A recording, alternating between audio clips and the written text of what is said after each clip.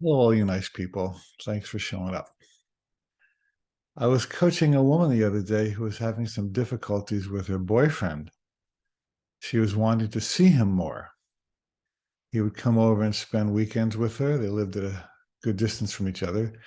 But on weekdays, weeknights, he couldn't come over because he had an early job and he just didn't have time to go back and forth. So we'd explore different options. Do I try to pressure him to come and spend more time with me on weeknights? Do I break up with him? What do I do? And we kind of poked around from different angles. And then she said something that was pretty telling. She said, when I'm feeling good, this isn't a problem. And that statement was really universal. When I know that I'm whole and lovable, I don't need to demand from the universe. Course in Miracles has an interesting line. It says, those who know they're whole do not make demands.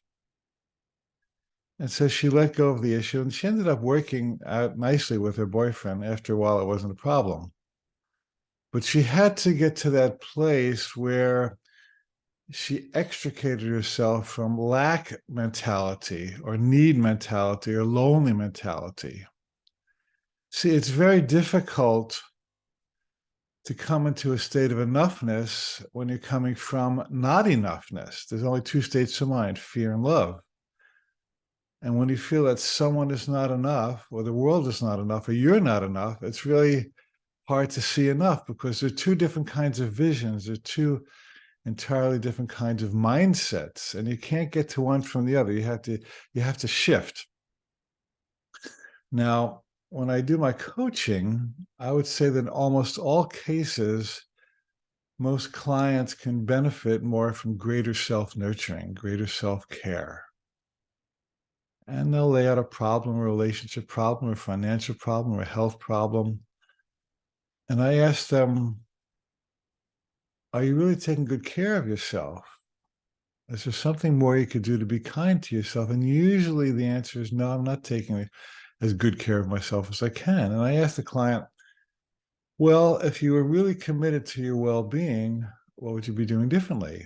And they'll answer, well, I would read more fun books. I would take walks in the park. I would play my guitar. I would write my poetry. I would journal. I would have dinner with people I love. And I tell them, okay, let's just put the problem you just presented aside and start to fill yourself up more from inside out. You see, the big illusion is that if I could just import the boyfriend coming more, or import more money, or import a better house, or import world peace, then I'd feel better. And you would for a moment.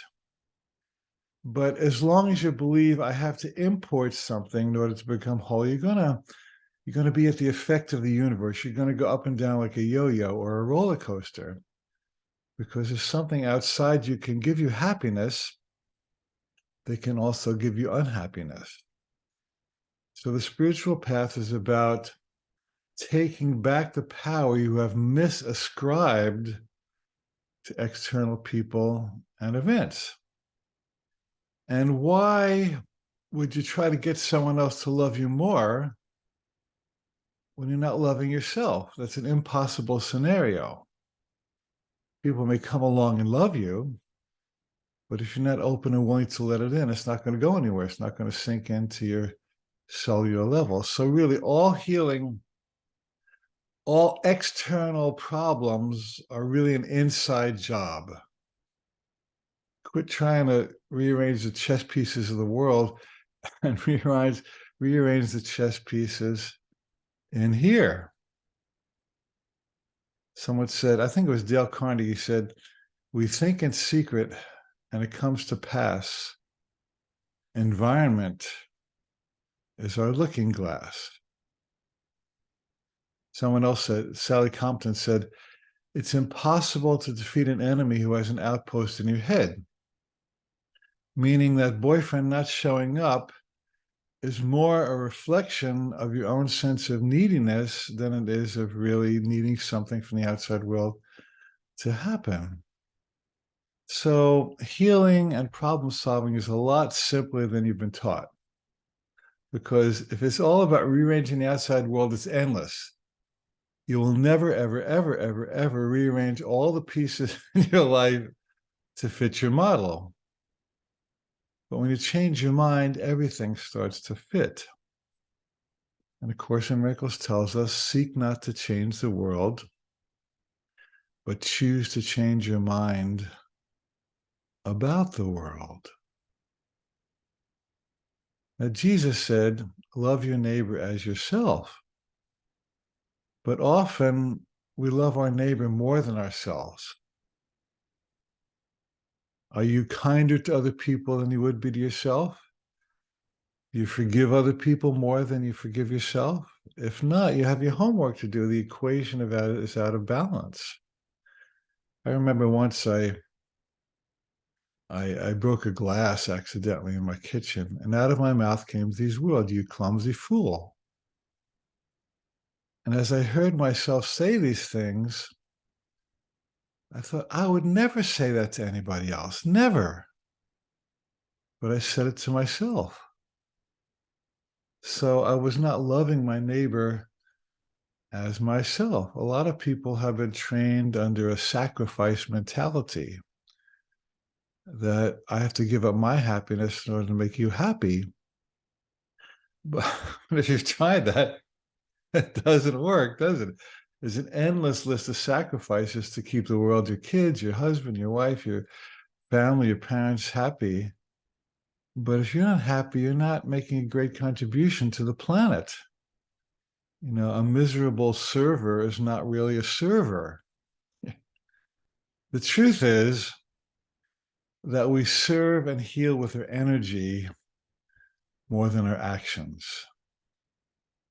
You know, a bright waiter or a toll booth attendant or a teacher, somebody who's in his or her right mind and exuding vibrations of joy and love while they're doing whatever they're doing is really serving the world a lot more than somebody who just does the act with a dismal attitude.